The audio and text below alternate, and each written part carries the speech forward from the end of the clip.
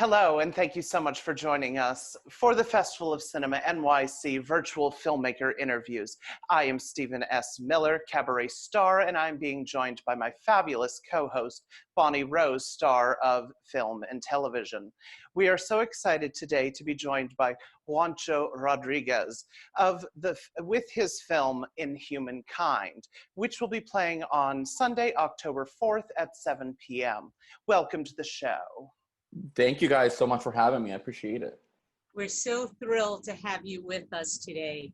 So let me just jump right into the first question. Give us a premise about this piece, about your film. A quick thing. It's a very different story about sex trafficking in Miami, Florida. That's the one-liner that I can give you, and that's the deep into the film. That's what it is all about. And I hate to say what would be your inspiration for this, but what was the point that you said, I need to do this and I need to do it now? Well, the film started as a thesis film for my film school program. And before I graduated, and when pretty much we decided to move forward with the concept, I realized that sex trafficking was a social topic that was very mystified. So me, along with a very talented group of filmmakers, we decided, okay, let's demystify sex trafficking. Let's really go at what is the root of the problem, what is happening. And we were joined by this fantastic woman who is a survivor and who told us her story and who sort of led us through this journey of, okay, this is what happened to me and this is what I want people to know so this doesn't continue happening to other people, to other young girls, young boys, so on and so forth. How did it go about that you met her? Well, it was actually funny because I started calling all kinds of organizations. I put in a call for the state attorney of Miami-Dade County, and eventually, because it's a Miami based film, and someone actually gave me a call back and told me someone wants to talk to you. And then, you know, after like hundreds of conversations over the phone, the subject of the film, Shanika, she called me and she said, this is what happened to me. I want to help you.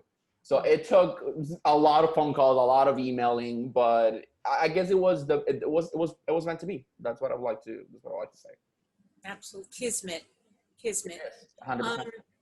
So that leads me into how did, I don't want to say how did the project begin because you've already shared that, but how did you get the funding to get it all moving to this point?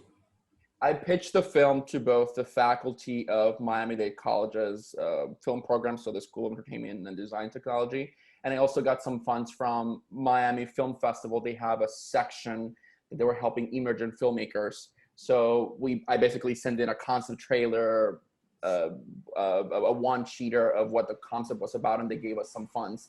So it was a lot of teeter-tottering when it came to financing, but the school and the city were extremely helpful in getting this project off the ground. That's wonderful, wonderful. And to kind of wrap it up here, how do you feel about, and I hope you can make it, I'm not sure if you're in New York, but how do you feel about seeing your film at the drive-in in Queens, on the big screen?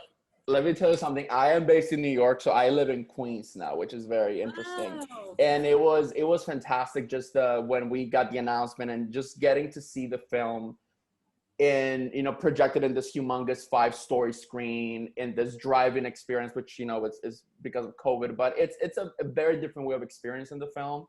And I'm extremely excited.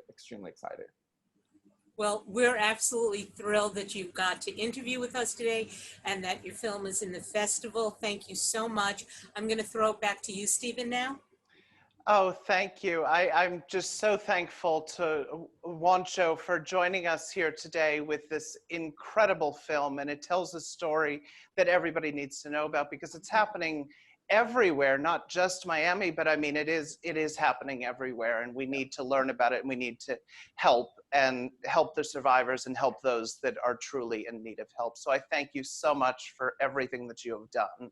No, thank you guys for having me. It's been a pleasure. And I also want to thank my fabulous co-host, Bonnie Rose, for joining us today as well. And until next time, Have a great day. See you at the drive-in.